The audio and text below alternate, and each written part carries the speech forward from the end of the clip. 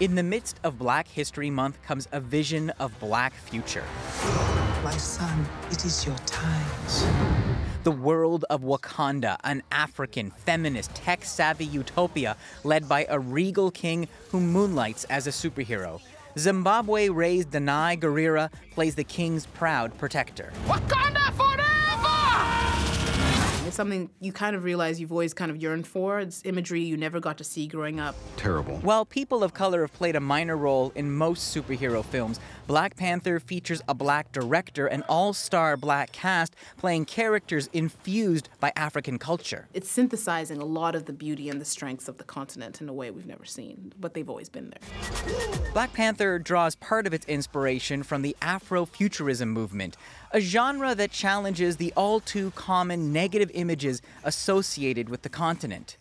Yatasha Womack is an author who writes about the genre. Oftentimes, Black culture is contextualized in a way where it's very much about the present, and there's a dystopian narrative that's often weaved into this story. And Afrofuturism often provides a way for people to look at the resilience of the human spirit. And Black Panther isn't alone. Coming soon, A Wrinkle in Time, another blockbuster with Afro-futuristic elements. Be a warrior. I'll try.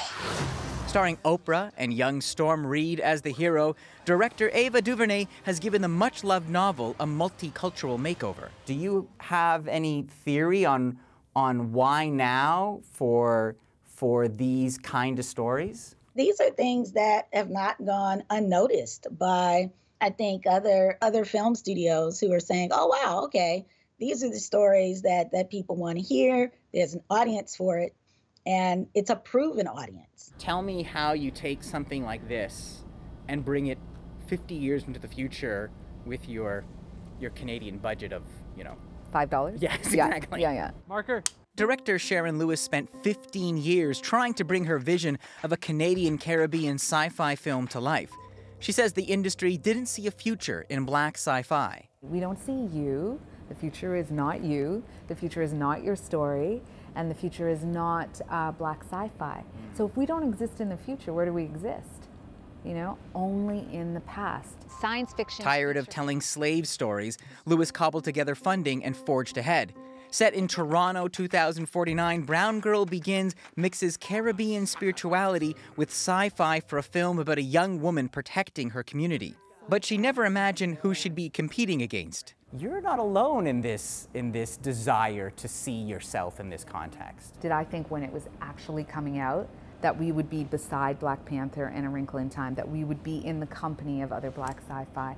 To me, that's, is it hard to see dystopia? Is it hard to see challenges? Yes, but then you've got 3 films where Black people are actually powerful and strong and leaders.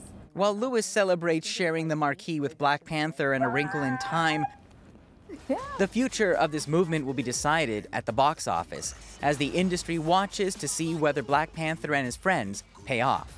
Eli Glasner, CBC News, Toronto.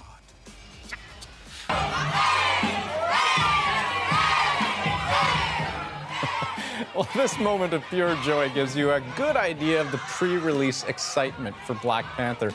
These are students in Atlanta. They just found out they're getting free tickets. There's been a real sense of pride in the community regarding the film. Several crowdfunding campaigns have also been set up to give more children the opportunity to see it.